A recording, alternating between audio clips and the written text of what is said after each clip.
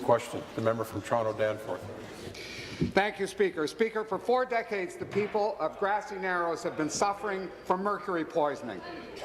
In February, the acting Premier. Thank you. In February, the Premier met with Chief Fobister of Grassy Narrows.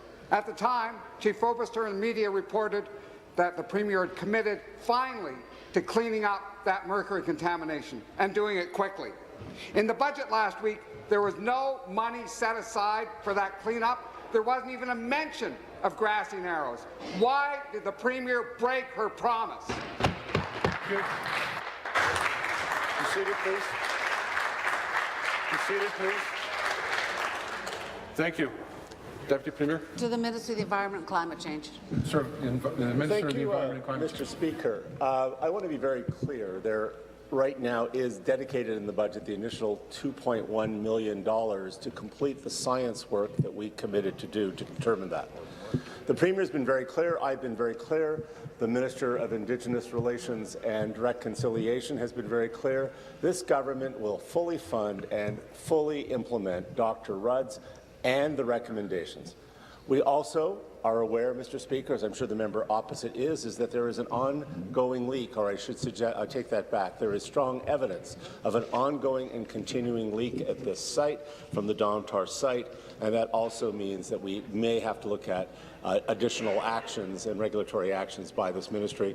We, unlike the governments of the last 60 years, are not going to abandon the people of Grassy Narrows, Mr. Speaker. Thank you. Supplementary.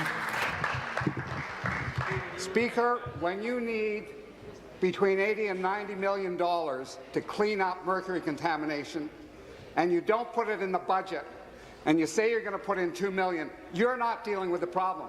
A wish and a promise and a hope are not adequate. The money was not put in the budget, and still the people of Grassy Narrows are dealing with that poisoning. The family of Azrea Akabi Kokapanese, age 14, for instance. Azrea died last year after leaving hospital. No cause of death was determined, but her brother had died from exposure to mercury poisoning in 2014.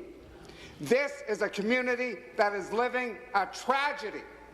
So when is the Premier going to put the money on the table, not $2 million, when is the Premier going to put the money on the table to clean up this contamination and stop the poisoning?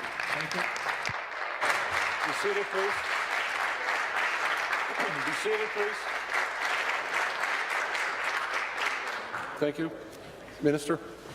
Thank you, Mr. Speaker. I can be very clear. The money is not on the table. The money is on its way to Grassy Narrows as the bills come in. Mr. Speaker, the cost of this may well be far in excess of $84 million. As a matter of fact, Mr. Speaker, I am guessing that this government's commitment to Grassy Narrows is going to exceed that amount of money. Many other projects that were done over the last year, including the work we're doing on missing and murdered Indigenous women and many other programs that were $150 million and under, were not explicitly stated in the budget. That didn't mean the government's less committed to it. But you know, Mr. Speaker, I am shocked. I am shocked when I look back at the history of this province.